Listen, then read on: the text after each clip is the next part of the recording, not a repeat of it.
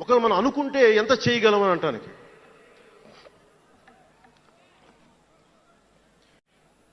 సమస్యలు ఏమున్నాయి మన దేశంలో ఇప్పుడంటే, ముఖ్యంగా పార్టీలో వేదిక పైన ఉన్న నాయకులకి, జన సైనికులకి, మీ అందరికీ కూడా ఇది చాలా కీలకమైన సమయం. 2047 విజన్ అని మాట్లాడుతున్నారు గౌరవ ముఖ్యమంత్రి గారు. 2047 ప్రధానమంత్రి గారు మాట్లాడుతున్నారు. వికసిత్ భారత్, స్వర్ణ ఆంధ్రప్రదేశ్, $2 ట్రిలియన్ ఎకానమీ, భారతదేశం ప్రపంచంలోనే 3వ ఆర్థిక ఇంకా బలంగా ఉండే దేశం అవ్వాలని ఆలోచిస్తూ ఉన్నాం. ఇంత బలమైన దేశం కావాలి అంటే బలమైన ప్రజలు ఉండాలి, బలమైన నాయకత్వం ఉండాలి.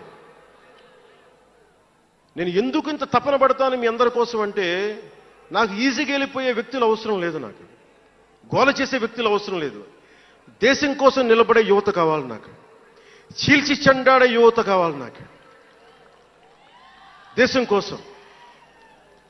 అంటే ఎందుకు చెప్తున్నానంటే, సర్దార్ వల్లభాయ్ పటేల్ గారిని అడిగారంట. బెంగాల్ రాష్ట్ర విభజన అప్పుడు 1920లో విభజిస్తున్నాం అనుకున్నప్పుడు దేశంలో ఉన్న జాతీయ నాయకులు అందరూ వచ్చారు, జరగకూడదని ఆప్ చేశారు. అలాంటిది భారతదేశాన్ని పాకిస్తాన్గా, భారత్గా విభజిస్తుంటే మీరు ఎందుకు చేయలేకపోయారు, ఆపలేకపోయారు?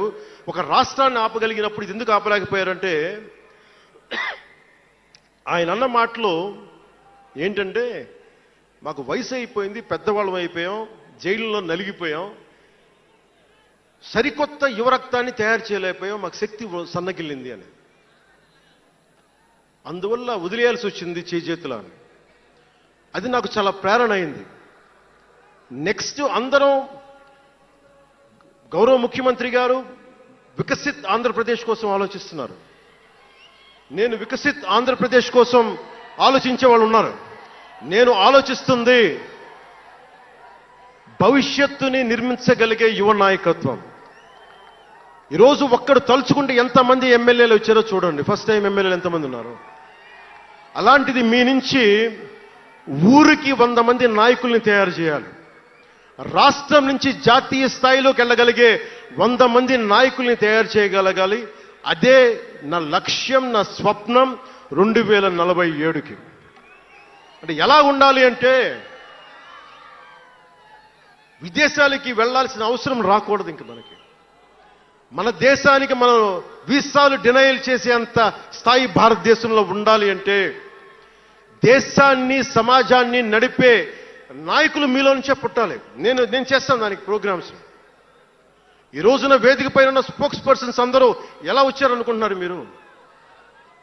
హరిప్రసాద్ గారికే చెప్పాను నేను, సార్ ఎలా చేయమంటారు సార్ మమ్మల్ని అని అడిగితే, మీరు వెళ్ళి జనంలోకి వెళ్ళండి, ఎవరైతే మాట్లాడగలరో వాళ్ళు పిలవండి అంటే, అలా పిలిస్తేనే ఇక్కడున్న స్పోక్స్ పర్సన్స్ అందరూ కూడా జనం మధ్యలోంచి పికప్ చేసిన వాళ్ళు అలా తయారు చేశాం. పార్టీ నిర్మాణాన్ని అలా చేశాం. నా కోరిక ఆంధ్రప్రదేశ్, తెలంగాణ నుంచి దేశాన్ని ప్రభావితం చేసే 100 మంది యువ నాయకుల్ని, మహిళలు కావచ్చు, యువకులు కావచ్చు, అదే నా లక్ష్యం. దానికోసం పనిచేద్దాం మనందరం. ఎందుకంటే సరైన నాయకులు లేకపోతే చిల్లర వేషాలు వేసేవాళ్ళు, పనికి మాలిన వేషాలు వేసేవాళ్ళు చూశాం కదా గత ప్రభుత్వంలో ఎలా ప్రవర్తించారు. వాళ్ళు వచ్చారు అంటే బలహీనత మనది, తప్పు మనది. ఎవడు వచ్చినా వదిలేస్తున్నాం మనం. అందుకని మీరందరూ దానికి సంసిద్ధం అవ్వండి. ఇంకొక మాట వాళ్ళు మాట్లాడింది ఇందాక ఆ ఇంగ్లీష్ పత్రికలో, ఒకటి చె గువేరా గురించి మాట్లాడారు, దానికి సమాధానం చెప్పాను. ఇంకోటి ఏమంటారంటే, Pawan Kalyan has suddenly become a Hindu defender, a Sanatani defender అని.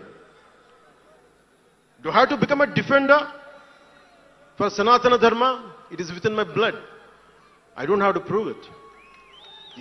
Today maybe you might be seeing it today. Always I had it in my blood. నేను 21 years లో కూడా 14 ఏళ్ల వయసు నుంచి, right from the age of 14, I was doing Diksha. 14 సంవత్సరాల నుంచి ఎప్పుడు అయ్యప్ప స్వామి దీక్ష చేసేవాడిని. మొన్నే మా అన్నయ్య, మా నాగబాబు, మా అమ్మ, నేను ఒక ఫోటో చూపించారు ఎవరో. నేను కాషాయ బట్టలో ఉన్నా. మా అన్నయ్య, మా పెద్దన్నయ్య, మా చిన్నయ్య, మా పెద్దన్నయ్య, మా అమ్మ నవ్వుతూ ఉన్నారు. నేను ఈ ఫోటో ఎలా పెట్టానంటే, ఏంటి జీవితం, వైరాగ్యంతో ఉండేవాడు. అంటే నేను నా ధర్మం మీద నాకు అంత గౌరవం. సో నాకు మీరెవరు కొత్తగా సర్టిఫికేట్లు ఇవ్వాల్సిన అవసరం లేదు. నేను మీకు ప్రూవ్ చేసుకోవాల్సిన అవసరం అంతకంటే లేదు. అంటే చిన్నప్పుడు ఎలా ఉండేయండి పరిస్థితులు, ఏదైనా మాట్లాడదాం వీళ్ళందరితో అంటే సడన్ గా నువ్వు తిరుపతి లడ్డూలు కల్తీ అయిపోతే నువ్వు ఎర్ర బట్టలు వేసుకొని ఇవన్నీ మాట్లాడుతున్నావు అంటే, నేను చెప్పండి మీరు ఇప్పుడు దాకా 219 టెంపుల్